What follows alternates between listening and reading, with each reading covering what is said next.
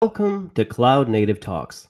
The title of this presentation is Effective Platform Building with Kubernetes, presented by Wojciech Barczyński.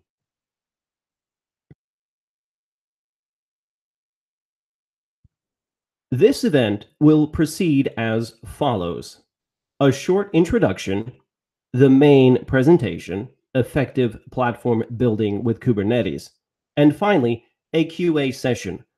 Please save your questions for the QA session at the end.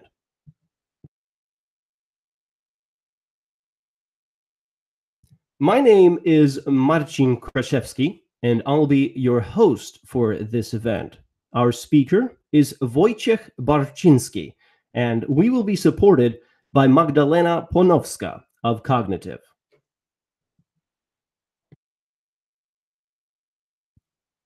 Please note the following upcoming events: Cloud Native and Kubernetes Tri-City Regular Meetup on the 11th of January 2019, and Cloud Native and Kubernetes BIAޅYSTOK on the 15th of January 2019.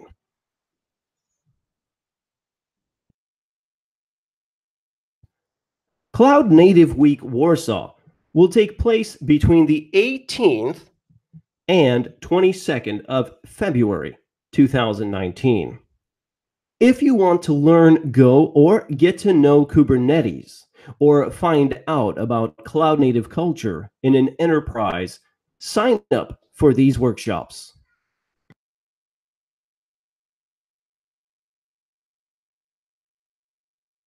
Cloud Native Warsaw Conference taking place on the 17th of May 2019.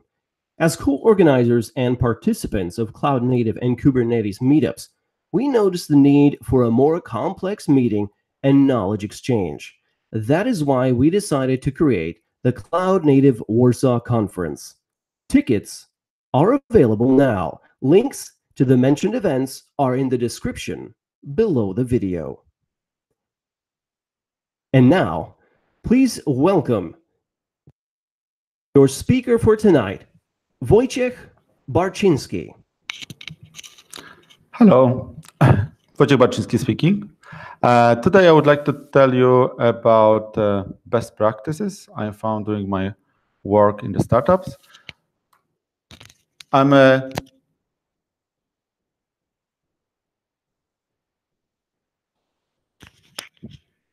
lead software developer and system engineer in a SMEC.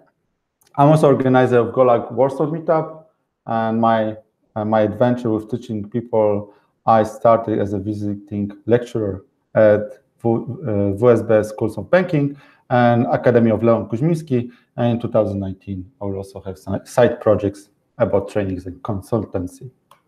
And my story with the Kubernetes and Go started in 2016, where I joined a mobile fashion app startup and then I moved to the SMAC, and I have to say I do not like infrastructure. Whenever I was coming to the startup, the following situation I experienced. There was a big success, but also quite a big technical debt. So what we could experience, so slow delivery, continuous deployment was not existing, fear, frustration, and high cost. Always follows and always coming together. So, wanting or not, I started to learn how to deliver infrastructure as a code, because what I want to do is to develop a software application, and I would like to forget about infrastructure. I just want to click the button and my software should be in production in a couple of minutes. So I was working with Chef, SaltStack, Ansible. Then I made a step back because I was working with Puppet and Terrifying Cloud Formation. And around 2016, I decided to take blue pill and start using Kubernetes with Terraform. And the thing which took me to the Kubernetes was that finally I can treat my data center as a black box, and the infrastructure is almost invisible. So I can really focus on delivering features and do not worry about all these moving parts like load balancers, volumes, and networking. And also make continuous deployment very easy in compared to other technologies. Another very important fact about Kubernetes is that it provides a common language to talk about our applications and our deployments. So it's a common language. You can speak about your deployment on-premise and on cloud. And I found it very fascinating that first time in our history, we have something which is similar like Java one day was, write one and run everywhere. Of course, almost. And this common language has also another nice property. It's quite easy to learn in compare, of course, to other technologies I was talking about. And it also makes easy to have this kind of experience learn as you go. So for example, if you start with Kubernetes, you can start with simple deployment files and configuration files. And as you go, you can learn more sophisticated methods to describe your deployment in your application. For example, I didn't use from day one readiness probes. I didn't use from day one health checks because I knew that the time would come for that. And of course, before that, I have to do some mistakes. And the same experience we have with the cloud native app. I really love that I can just take one cloud native app, drop it in my deployment, make a hell of mistakes, make a lot of small iterations and make them very fast. And of course, or I get it right, or I can postpone the decision. For example, with Prometheus or traffic, maybe this week is not a good one. I can try next week. And of course, there is no free lunch, unfortunately. All this smartness we were hiding in all days in our continuous deployment pipelines have to go somewhere. It's going to application. So our application must follow 12-factor apps. They need to take care of coordination. They need to provide the metrics. They need to be also self-conscious. So there's no free lunch, but I think this is the topic for another talk. So let's go back to Kubernetes. I don't know whether all of you know what is Kubernetes, so I give you just a short introduction into Kubernetes, just 4 slides for you to know what we are talking about. And I also will talk about this abstraction that I really love to. So Kubernetes is container management system, and it's also an environment for running 12-factor apps. If you don't know what is the 12-factor apps, you should check it Google. It's just a set of best practices, how to run your application to make it easy and cheap to run in production. So it's quite interesting when you're a developer and when you have your first experience running your own application in production, and when you are responsible for it, then you will find out that you get to the similar conclusion. So for example, minimum configuration provided with environment variables. And where the Kubernetes is heading, as we know, heading to the more direction of integration platform, more into direction of framework for your ex-Kubernetes. A little bit like Ubuntu, Xubuntu, Lubuntu. And Kubernetes let us to just deploy our application in a Docker repository. And then we can just send to Kubernetes configuration file and saying, Kubernetes, in this Docker, there's my application. Please run it. And that's all. You don't need to think whether we have 5, 6, 10 nodes under your Kubernetes. It might be only one. But you don't care. You just let it run. So you can enjoy this black box thing. And what you can also do, you can say, OK, I want to have 3 applications of this kind. And Kubernetes is also going to take care of it. It's going also to take care of load balancing, which is quite difficult. And also when you decide to scale it down, Kubernetes is also going to take care of not losing any of your user requests, if you configure it properly, of course. About the language, I really like and enjoy this kind of abstraction when we talk about deployment. Deployment is a configuration file that says how many instances of your application should run in Kubernetes as a pods, because we run in Kubernetes Docker containers in pods, and how they should be configured. You can think about it as a factory. If you're a software developer, you can think about it as a factory that is producing the pods.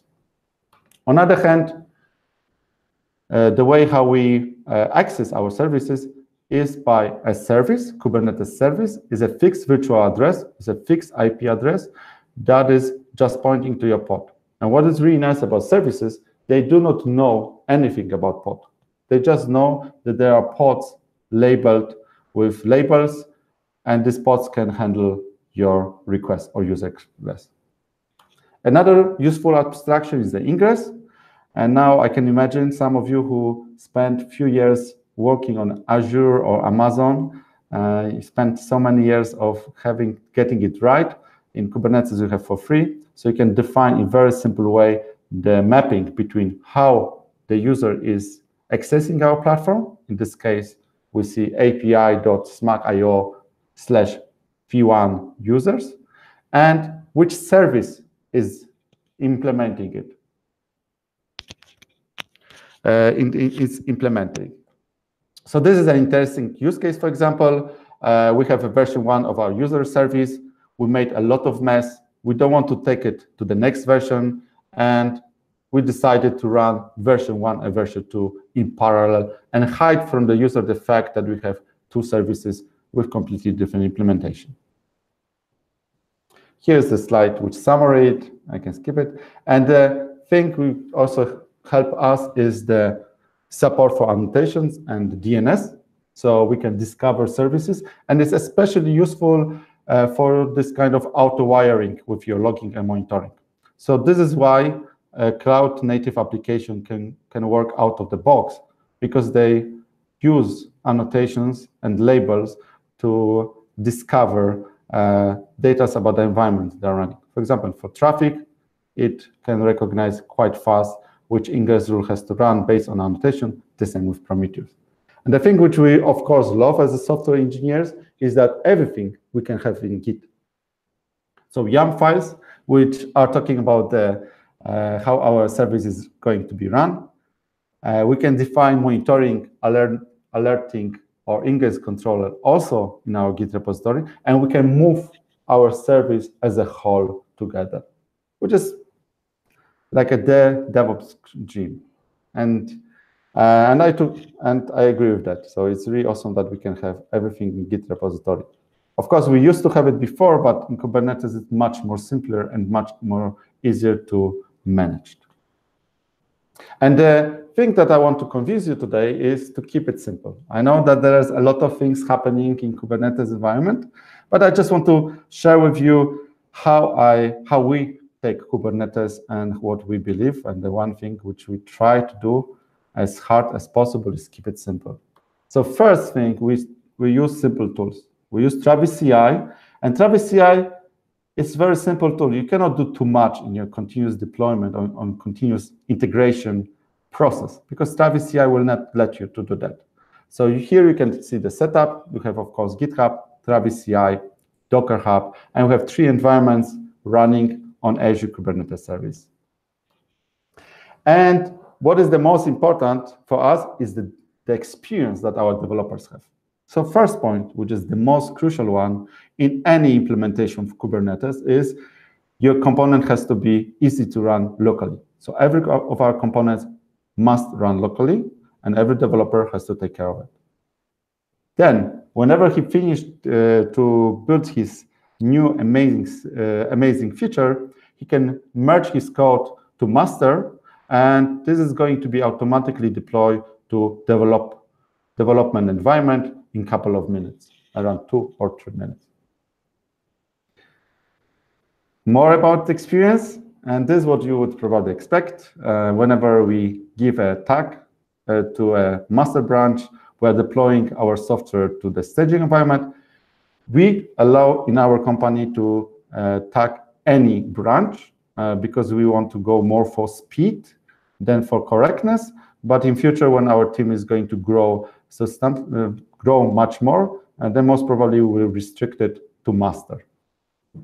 And whenever we are happy in with our staging version, we have a pull request open in our repository that contains all our environment description. And when this pull request is accepted by certain people, then our application is deployed in production.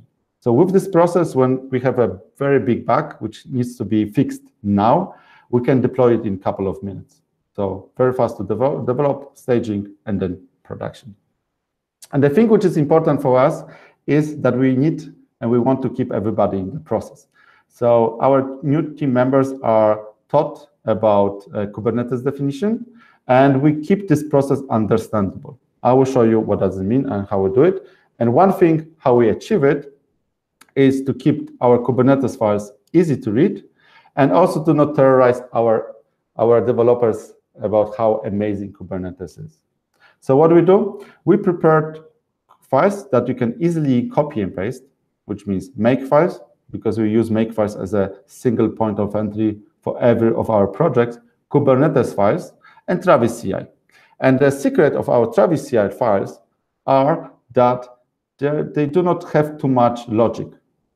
Usually, they call a script from our SMAC CI repository that takes care of deployment, of logging, for example, to Azure and deploying the application. So for developer, he can see very simple Travis CI file that I'm going to show you in the moment. And we believe in the convention of our tools. Of course, it is nothing new. Most of the tools or most of the software engineers go into this direction, that first you start with common convention, you avoid building a single deployment tool, and then when you are really ready, when you really understand your platform, your clients, then you can maybe start building your own tool. And also, to not make our process complicated, we avoid any encrypted data in the repository. So there is no encrypted data in the repository, to not confuse anybody. So everything in our case, whenever a developer decides to deploy something, Kubernetes files are going to be generated and stored in our SMAC-platform Git. We have 3 branches for each of the environments. All the files are generated with environment variables. It's quite similar approach to Kelsey Hightower from his famous presentation from 1 year ago. And about our generations, in general, we have pure generated Kubernetes files, and the templates just have environment variables, and we count on it that most of the configuration is going to be figured out during the runtime from Kubernetes environment. And we also use 2 Kubernetes operators. We do not use Helm. And how we got here? So my story with Kubernetes started with Like, and here we had the e-commerce for Indonesia, 50,000 users, 2 million downloads. It was one of the top fashion apps in Google Store in Indonesia. Meanwhile, it was sold to Jolly Chick Indonesia. And here the problem was, probably you can recognize it in your company, a lot of virtual machines in Amazon, a lot of idle machines. And what was the most terrifying for me was the Puppet.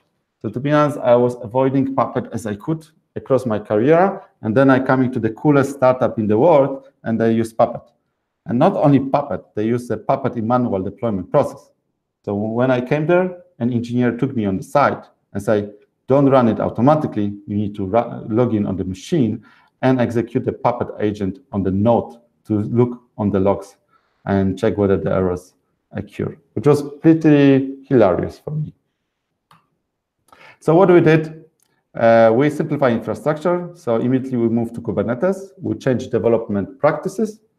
And we also made everybody learn Kubernetes, which was maybe not the best idea, but it worked out in this case. And of course, the consequence of it was to change work organization as well. Simplify Kubernetes with Google Kubernetes Engine, Terraform, as I mentioned before, and database as a service for everything else. And this kind of, because we were using Kubernetes, one person, it was 2 weeks effort, was able to set up Prometheus. It was my effort, Alert Manager and Grafana. And I was also able to set up very fast Elasticsearch Fluentd and Kibana. And I was also be able to very easily integrate into existing Google services, like, for example, Google Identity Aware Proxy for protection of my Prometheus, Alert Manager, and Grafana dashboards, which was really amazing for me because it was start for me with Kubernetes in 2016. And when I was able to start now what we call cloud native apps. I was really amazed that they just work out of the box, and this experience is very similar to the experience that Docker gives us. This is also the experience that made the Docker so successful. So this kind of culture of building components that just works out of the box. Maybe not in the best configuration, but it works, which is very important to learning and to start with any technology. And during the migration, of course, this is just a slide to show what was the environment. We had to keep old and new stack alive. And whenever we're ready to switch from old stack, from our legacy to the new one, we're switching it on the DNS level. And of course, we had VPN to connect the environments. And one thing in Kubernetes, which is very useful for this kind of scenario, is that you can model your external world inside Kubernetes using a simple method of defining an external service. So in this case, what you can see on this picture is we wanted to use Prometheus in our new stack to monitor our legacy stack, for example, RabbitMQ. And we were able to do it by using external service. And for RabbitMQ exporter, the service, which was remote, was looking exactly the same as a Kubernetes service. So it was very easy for us to integrate the new world with the old world. Old world to the new world, we just hard-coded IPs because we knew that the old world was going away. So we tried to spend as less energy as possible. So we did it like the shortcut, but from the new to old one, we did it the right way. And because it was my first experience with Kubernetes, and because we all were learning Kubernetes here, I went for quite interesting strategy. What I did, every repository, every component was deployed automatically, but itself. So there was no one joined repository. And we also went to this kind of strategy that whenever somebody was merging something to the master, it was getting to development. And then we're using the staging and production branches as a flex to say which version should be deployed in staging and production. So we're moving these branches on our Git repository to a signal that this version of our application should be deployed on staging and production. And it was quite nice to make it repository dependent because each of the developers, each of the team could learn on itself and experience Kubernetes. Continuous deployment. On this slide, what is important for me on what was the thing that I didn't understand or I didn't want to do in the beginning was to not push config as secrets from our continuous deployment pipeline. Because we were a startup, we didn't have too much time to put in our continuous deployment pipeline. And on the other hand, the secrets and configs didn't change too much. And we were planning to introduce Vault to move secrets to the runtime. We were okay with the fact that config and secrets have to be created by hand by developer on his computer. I think it was quite good trade-off because it led us to deploy or to introduce continuous deployment for all components very fast by the same copying and pasting. Here's the example of the repository we're using. It's just to share my experience. We had Docker file and make file and the Kubernetes files visible to developer. And in this make file, what we did, we were trying to educate or to keep all the most commonly used commands to work with Kubernetes, with Docker, and with all our tooling, which worked there, but it didn't work in the next company. That's why I will show you how it's changed in the next company. And what really worked for me in this company was copy and pasting make files and Kubernetes files. And of course, as a developer, I was always taught, do not repeat yourself, but I think copy and pasting is a great strategy to cut dependencies. And most recently, I think we found out that dependencies are a bigger threat for us than copy and paste code. And separate deployments were a very good transition strategy to start very fast before we were able to figure out how to do it in a more integrated way. And this more integrated way I did in SMAC, and this is exactly the approach I showed you a moment ago. SMAC is a machine learning fintech. We have two products, software as a service and API platform, and we have both use cases for enterprises like Deutsche Bank, where we need to deploy on-premise, and also to SMEs, where we deploy on Azure Kubernetes platform. This is just a slide showing what we do. So we apply machine learning to read documents and then saying to the accountants that we have seen these documents, or we provide also analytics on top of any kind of finance documents for our clients. And how we get to Kubernetes? I joined the company, was very similar as before, very successful startups, a little bit mess in the background. So my colleagues were starting with ECS, which was not very nice. And then immediately we moved to Kubernetes and to ProfitBricks. ProfitBricks is an infrastructure as a service provider in Germany. And we choose them because we believed that German customers will be not good with AWS. And what was nice here, because Kubernetes is supported by so many companies, I was very surprised when I could integrate Kubernetes with my Azure Active Directory, which was a big surprise for me, quite positive one. And here what happened, of course, we are preparing for that a little bit. That's why we went for Kubernetes. We get to the Microsoft scale-up, and then because we were on Kubernetes, we're able to move very fast. So we're able just to jump on the Azure, and from technical point of view, it was very easy. And also our on-premise and on cloud stayed the same. We could reuse almost all the code. So we also keep it simple as before. So Azure, Kubernetes, CLI for setting everything, Terraform. And in this company, I had my first experience of integrating also password managers across the whole company, which also simplified all the tooling for developers. And migration, I would say, was easy from technical point of view, but unfortunately, it was very difficult from the team perspective.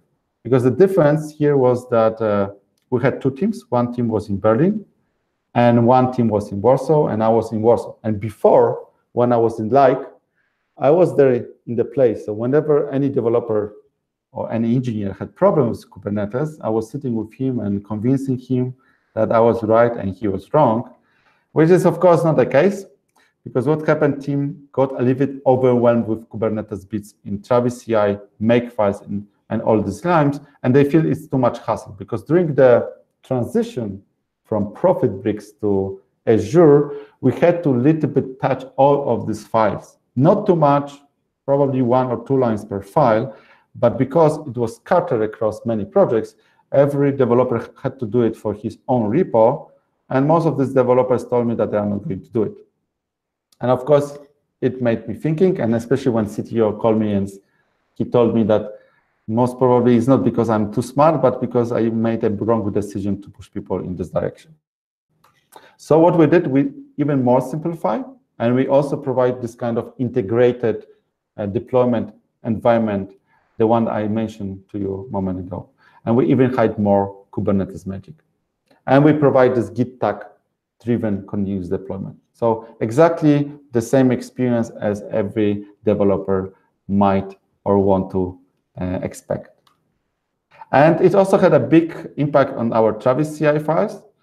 I'm just showing you my Travis CI file. In your case, it can be GitLab or any other tool. So what I want to just to show you that these parts are the most important is just we just delegate all complexity, all very complex stuff to the external script that we provide them from global Git project, and it let us to have our Travis files copy and paste across the project, which is it's very, very neat and very nice because new developer can start very fast, and also new developer can focus exactly on this scripting part instead of taking care of all these nitty details. And also what I want to show you how far we went with it. We also, when we needed to have password, we put it in plain text. So we also decided it's better that developer can copy and paste it. He does not see here anything which look like an encrypted hash, just for us to be able to focus on the work. And I'm just using here the word of developer. It doesn't mean that there was a different person. I'm also talking about myself, because whenever I focus on software development, then I don't want to have anything standing in my way. So any possibility for me to remove one item or one moving part, it free my brain resources that I can, of course, use to develop new features and new components, software components. We also changed our makefiles. We throw away all the makefile tasks for the main makefile, which were not directly connected to the development. So this makefile now has only development-related task. There's nothing which is not development-related task. And all this complex stuff that probably maybe I need or somebody needs once every 4 months or every 3 months went to the tools in the separate makefile. And there's no connection between them. Just more, this makefile become more like a active notebook. For example, we still keep an example how to create a secret, how to create a config in case we lose it. And in our case, continuous deployment stay the same, but of course we have Azure Kubernetes service. And here, as I mentioned, we gave developers this experience of tagging and pushing their code, integrating and putting all generated files in SMAC platform Git, and of course on tag we deploy on staging, and on pull request merge we deploy on production. So you give developer a very nice and familiar experience, and then we avoid a lot of this kind of problems because of the fact that we are in 2 separate locations. So what worked for me? Hide the Kubernetes files and also keep the process of continuous deployment understandable. That's why what you can notice here is that I didn't mention anything about custom resource definition, and I didn't mention anything about Helm, because I avoid them as much as possible, because I want to keep the process understandable and easy to handle by everybody, even if everybody doesn't need to work with it. What I would do different, that's an important slide for myself, is to be more sensitive to feedback. I think that's the problem of all software engineers, because we are paid for opinions. So we are always right, others are wrong. And most often it's not the case. So what is for us, for the maybe next talk? We are working currently with Kubeflow to scale our machine learning trainings on top of Kubernetes. Regarding continuous custom resource definition, we want to use them to define or to connect to external tools we still use for our environments, to provide developers and operators a common environment to manipulate them from kubectl.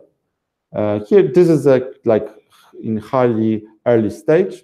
We are keeping still an eye on Istio. It's provide us amazing capabilities. Especially, I like the fact that it gives you for free ability to copy your traffic, and then you can have shadow deployments, which is really amazing. Still, in our state of our company, I think it brings too much abstraction on top of the Kubernetes. I think deployment service is the language that our teams speak fluently. If I'm going to introduce Istio on top of that, I might need to spend additional 1 or 2 months to introduce it to the whole company and make it understandable. Also, all this process of injection of the sidecars. We also like looking a little bit to the deployment tool. We have open source framework we use to build our services, or part of them, and we also like looking a little bit into it. Maybe we can have some common code, but we are very skeptical. But maybe we will build something which will bring some kind of common tooling, common CLI for our platform, which would be the next step of our maturity of our platform. So what I want to leave you with, which kind of conclusion, is that to keep Kubernetes effective is to start with small iteration. I would never jump onto the full deployment description. I just use it as an example. I would try to use the smallest one which works for you, and then learn step by step about, for example, health probes, readiness probe, or how to deploy how to use different deployment strategies like rollout or a green blue. Start with small iteration, and I really enjoyed this learn as you go. I've really appreciated because I used to work with technologies like Chef, Puppet, Ansible, and I know how hard it can be and how easy it is in Kubernetes. I also work with OpenStack, which is also say something. And if I compare Kubernetes to OpenStack, and OpenStack used to promise us also amazing and easy to use platform and didn't deliver, in Kubernetes we have it quite for free. And my also approach is to keep Kubernetes understandable to every part of your company, to keep this DevOps culture where anybody from software developer to tester and operator can and understand how the whole process of building software works in your company. Looking into the direction where Kubernetes is going with all this extensibility and flexibility, I really hope that Kubernetes will still keep this kind of experience that you can start with minimum and small deployment file, and then you can add more features as you need them. I really hope they keep it like that, because I believe it's one of the biggest value of Kubernetes, that it lets you to start slowly, make a lot of iteration, and fail a lot of times and learn much faster than with other platforms.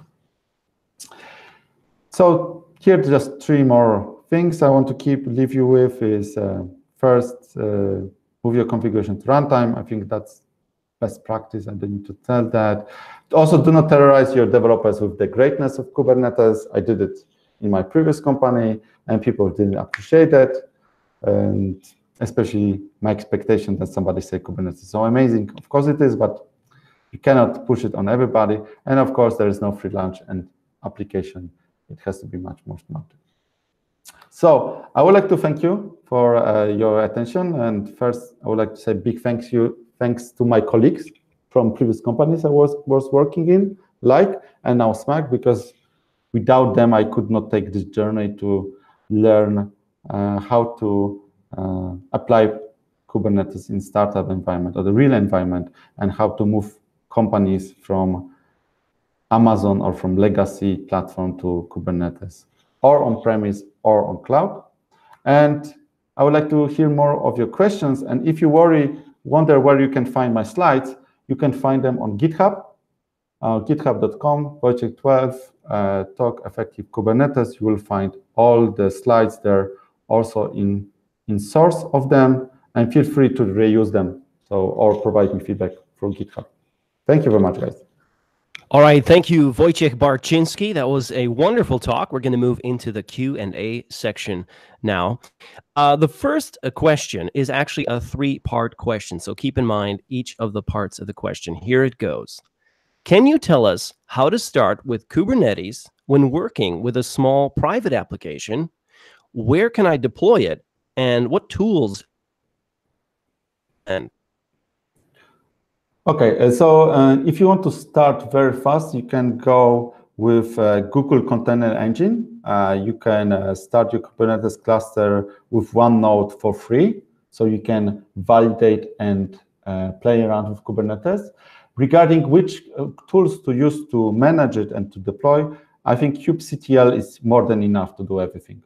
So when you have your Kubernetes files in your project, you can just use kubectl to deploy your application, or Google Cloud Engine. When you will feel much more, you will gain some experience with Kubernetes on Google Kubernetes Engine, then you can look for your final, like your provider that you would like to, you want to stay for longer.